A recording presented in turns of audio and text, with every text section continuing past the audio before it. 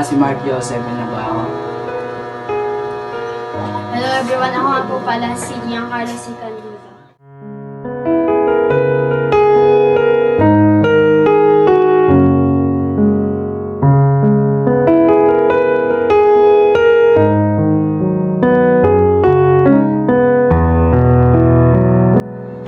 Ganito po kasi yun, nakita ko po sila, Kim, Lorraine, May, may pinupuntahan po simbahan. Eh di na-curious po ako, nagtanong po ako ba't sila pupunta dun.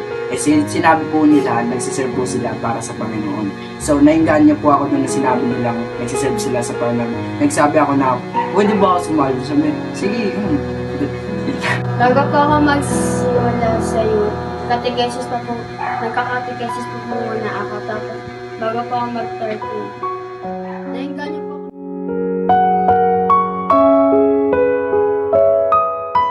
Ang memorable experience ko ba ay cultural night kasi po lahat po kami masaya at lahat din po nag-perform ay masaya din po. Kahit po natalo kami, at least maganda pa rin po ang performance ng sumasayaw. Yun po. Ang pinaka-memorable experience ko po is yung Grand Marian Procession po kasi marami po ako nakilala kahit sa po, member ng yung pamayanan. First time ko rin po kasi makapunta na naglalakad. Inigot po yung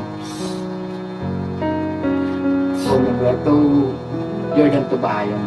Masaya po kahit umulan.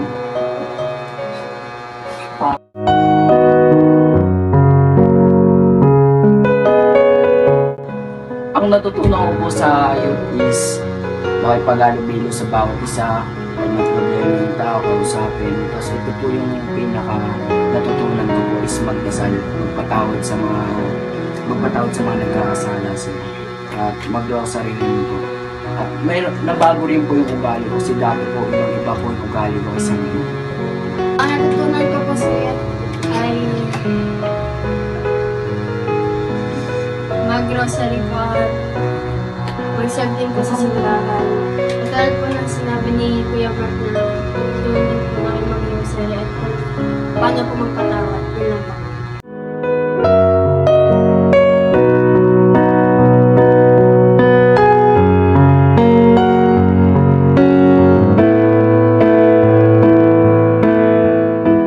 Tawa ako. Wala akong money. Hello.